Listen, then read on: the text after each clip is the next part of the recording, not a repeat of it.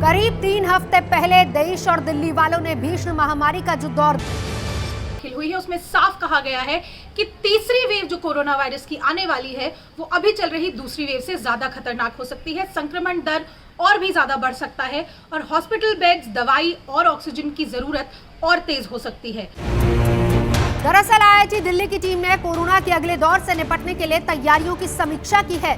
देश में तीसरी लहर की आशंका कल एक्सपर्ट पहले ही जता चुके हैं। आईआईटी दिल्ली ने इसी तीसरी लहर के खतरे को आंकड़ों के आधार पर नापने की कोशिश की।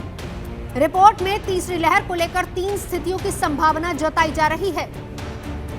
पहली स्थिति, दूसरी लहर जैसा खतरा, यानी रोजाना करीब 5600 मरीजों को अस्पताल में दाखिले की जरूरत पड़ेगी।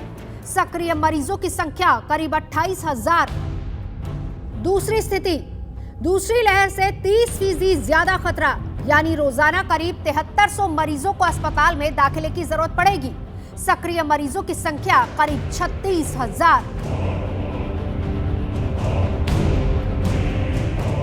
तीसरी स्थिति, दूसरी लहर से 60% ज्यादा खतरा, यानी रोजाना 9000 से ज्यादा मरीजों को अस्पताल में दाखिले की जरूरत पड़ेगी। सक्रिय मरीजों की संख्या करीब 45,000।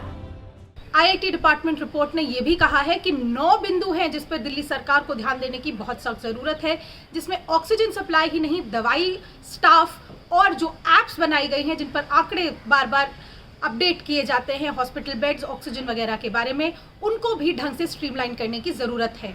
दिल्ली सरकार ने कोर्ट को आश्वासन दिया है कि सभी सुझावों पर अमल किया जाएगा। जरा सोचिए, अप्रैल के महीने में जब दिल्ली में रोजाना करीब 5,500 कोरोना मरीजों को अस्पताल में इलाज की जरूरत थी, तब क्या हाल था। और तीसरी लहर में जब रोजाना 9000 से ज्यादा मरीज अस्पतालों में पहुंचने लगेंगे तो कैसा मंजर होगा। ऑक्सीजन से लेकर दवाओं, पीपीई किट और तमाम जरूरी मेडिकल सामान के लिए हाहाकार मच सकता है। आईआईटी दिल्ली ने अपनी रिपोर्ट हाईकोर्ट को सौंप दी है और संभावित खतरे से निपटने के लिए कुछ अहम सुझाव दिए हैं। पहला, ऑक्सीजन स्टोरेज क्षमता बढ़ाई जाए। दूसरा, रीफिलिंग क्षमता बढ़ाई जाए।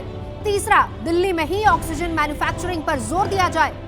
IIT's report is out, giving a model for the third wave, and the spike may go by 60% higher than the second wave. It's better to be overly prepared rather than underprepared. We've been recommending to the government to create a stockpile, which should be 25 to 30% of the annual procurement by the central and state governments. फिलहाल corona के मामले ढलान पर हैं। ऐसे में ये सही वक्त है कि केंद्र और दिल्ली सरकार आईआईटी की चेतावनी को गंभीरता से लेकर आगे की तैयारी शुरू कर दे, वरना फिर से आंसू बहाने के अलावा कोई चारा नहीं बचेगा। दिल्ली से स्नेहा मुर्दानी और अनीशा माथुर के साथ आज तक ब्यूरो।